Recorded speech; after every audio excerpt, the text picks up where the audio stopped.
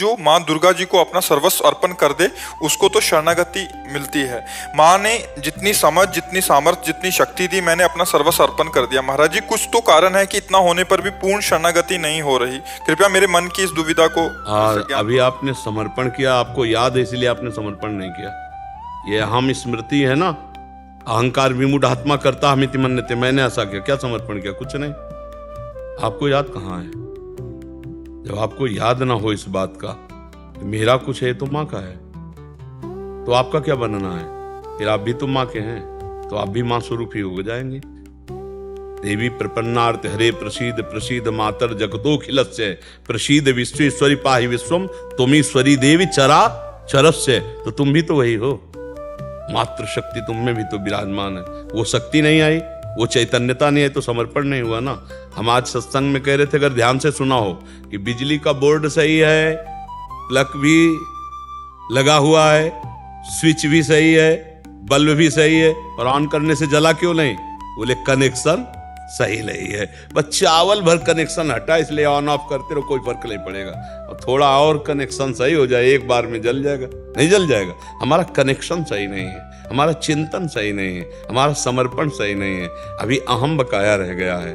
तन वांग मनोभीर अमलई सोहम तवै वाचिता, शरीर मन वाणी और अमलई निर्विकार भाव से मैं स्वयं प्रभु के चरणों में शरण, तो शरणागति पक्की। फिर निर्भय, निसंकोच, आनंद में आप बेपरवाह मस्त हो जाएंगे। वही, चाहे माँ को चाहे पिता को, वही हैं, वही है पिता। तुम्हें माता च पिता तुम्हें, तुम्हें बंधुश्च सखा तुम्हें, तुम्हें विद्या द्रवणंग तुम्हें। वही हरि माँ बने हैं, वही माँ हरि बनी है, कोई अंतर नहीं। वही कृष्ण काली है, वही काली ही कृष्ण है, कोई और एक ही तत्व है, दूसरा तो है नहीं। तो जब हम उसकी शरण में हो जाएंगे तो हमारे अंदर ये सब लक्षण जागृत हो जाएंगे।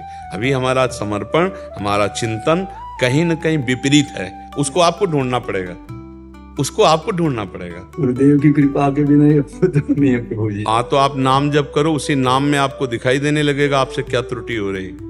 हाँ, आप नाम जप करो, जो आपको प्रिय लग रहा हो, जो आप जप रहे हो, और एकाकार जपो। जैसे मान लो माँ, हम कह रहे हैं मान लो माँ, तो हमारे सामने माँ लिखा है, और माँ माँ, उसी के बीच में आ जाएगी जो गलती आपकी है, जो आपकी त्रुटि है, वो साधक के सामने आ जाती कि बार बार जलन होगा और ये होगा, ये गलती है, कैसे छूटे ये, बस जान लेना वो गलती आ जाएगी।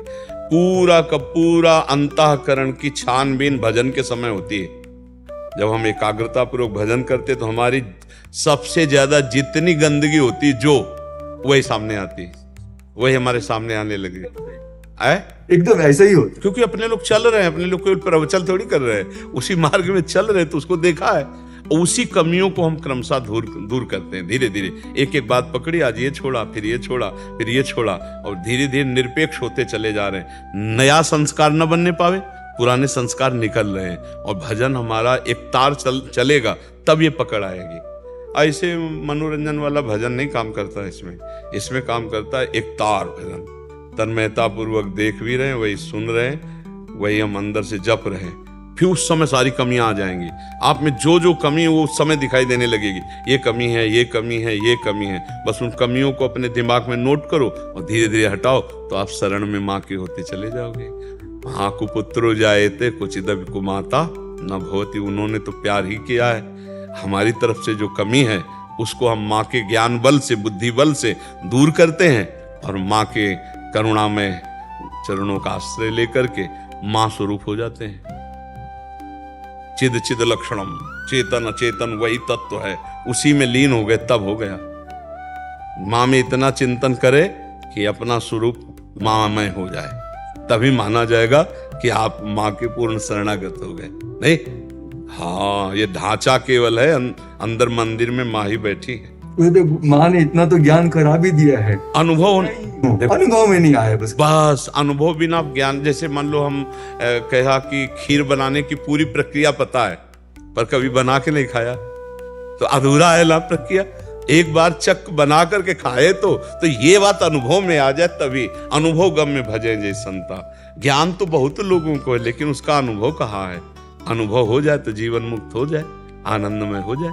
ठीक है, महर्षि, जैसे हमें प्यारी जी श्री जी राधा रानी से प्रेम है और उनके भक्तजनों को उन पे पूरा दृढ़ विश्वास है और वो प्रेम भी करती हैं हमसे, तो वैसे ही जो माँ के भी बहुत सारे भक्त हैं, तो माँ भी वैसा ही प्रेम दुलार वैसा आप सच्ची मानिएगा कि माँ को जो नहीं भजते उनको भी माँ दुलार कर रहे हैं, फिर जो माँ को भज रहे हैं उनको दुलार कैसे ले करेगी? देखो ना, पूरी सृष्टि का पालन पोषण माँ के द्वारा ही तो हो रहा है। आद्या शक्ति त्रिगुणमयी माया माँ भगवती अम्बा ही तो पूरे जगत का पालन पोषण कर रही हैं। हरि की शक्ति से तो सब हो रहा है, तो शक्ति स्वरूपा यही तो है माँ, यही तो जगदम्बा है। तो हमें लगता है यदि हम प्यार से भजन करेंगे तो निश्चित यही सब हैं। आपसे सच्ची कहते हैं, आप सीता कहो, राधा कहो, दुर्गा कहो, काली कहो, अम्बा कहो, वो महाशक्ति है, वही सब परम तत्व है। 10-20 तत्व नहीं है, एक ही है। लीला में अलग अलग लीला है। कहीं माँ का शांत रूप है, गौरी शांत रूप, कहीं विकराल चामुंडा भद्रकाली विकराल, कहीं विकराल कहीं शांत, उन्हीं के सब रूप है। हम अगर प्यार से माँ को भजेंगे तो भगवत प्राप्ति भी हो जाएगी, ब्रह्म बोध भी हो जाएगा, जो चाहोगे वो हो जाएगा। पर इतना मानना है कि माँ से बढ़कर कोई नहीं है, बस ये अंदर मान कर के भजन करे तो उसको सब कुछ प्राप्त हो जाएगा। जैसे रामकृष्ण परमहंस जी को कौन सा तत्व बोध नहीं, कौन सा ज्ञान नहीं, और भद्रकाली माता के उपासक थे, सब कुछ ज्ञान प्राप्त है उनको, सारा ज्ञान उनको प्राप्त हो गया। तो मतलब अपनी उपासना में हमें जो दृढ़ रहना, उसमें दृढ़ रहना। उपासक को ये मानना होगा कि जिसकी हम उपासना करते हैं उससे बढ़कर कोई नहीं है। जब ये मानेगा तभी उसकी आसक्ति उस पर होगी, वो चाहे जो उपासना। जैसे हम राधा चरणों के उपासक हैं तो इसके आगे कुछ नहीं, आप माँ के उपासक तो माँ के आगे कुछ नहीं, राम उपासक राम के आगे कुछ नहीं, शिव उपासक शिव के आगे कुछ नहीं। तभी समझ में आएगा, क्योंकि उनके सिवा कोई है नहीं। तभी आपकी आसक्ति होगी, तभी आप तन्मय होंगे। और जहां दूसरा प्रतीत हुआ तो फिर वो भाव नहीं बन पाएगा, जो भाव मोक्ष प्रदान करने वाला है या प्रेम प्रदान करने वाला। प्रेम गलियत साकरी तामे दो ना समाए, एक ही होकर जाना होगा, एक भाव से। केवल माँ की स्तुति करो, बस एक कोई पकड़ के उसे, बस उनके सिवा कोई है ही नहीं। तुम ईश्वरी देवी चराचर से, तुम ईश्वरी देवी चरा, तुम ही ईश्वर हो, तुम ही चराचर जगत हो, दूसरा कोई नहीं। देवी जी के लिए तुम ईश्वरी देवी चराचर से। देवी प्रपन्नार्थ माने शरणागत, हरे प्रसीद, जो इनकी शरण में आ गया उसके सारे दुखों को हरण करके प्रसन्नता और सुख प्रदान किया। देवी प्रपन्नार्थ हरे प्रसीद मातर जगतो खिलस्य, हे जगत की अखिल माता आप हम पर प्रसन्न हो। हाँ, सब पर दया करो, सत्य भाव से चलो, उनका नाम जप करो, दूसरों को सुख पहुंचाओ, माँ प्रसन्न हो जाएगी। माँ ने ज्ञान कराया, एक को ब्रह्म द्वितीय नास्ति, सब में मैं ही हूँ। जब ये ज्ञान उसने कराया तो ये दर्शन भी वही देगी। इसके लिए हमको निरंतर उसका चिंतन करना है, ऐसा नहीं कि आलसी बनकर बैठ जाना है। अनन्य चिंतयन्तो माँ, दिन रात ये प्रार्थना कि माँ एक बार अपने चरण में बैठा ले, एक बार अपनी ज्योति से आप ज्ञान करा दो कि आप क्या चाहती हो, जो साधना आप चाहो मैं वैसा ही करूं। जिस दिन विकलता आ जाएगी उस दिन कहना नहीं पड़ेगा ये भी बात जान लो, माँ ज्ञानी नहीं, या देवी सर्वभूतेषु बुद्धि रूपेण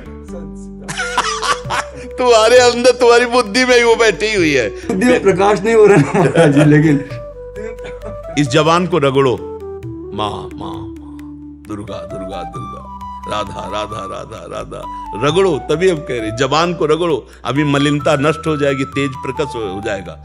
बिना भजन के कहने मात्र से बात नहीं बोलेगी, भजन करना पड़ेगा। बारी मथे घृत होए बरु सिकता ते बरु तेल, और बिनु हरि भजन न भवतरी या सिद्धांत। चाहे माँ को चाहे हरि को बातें कही है।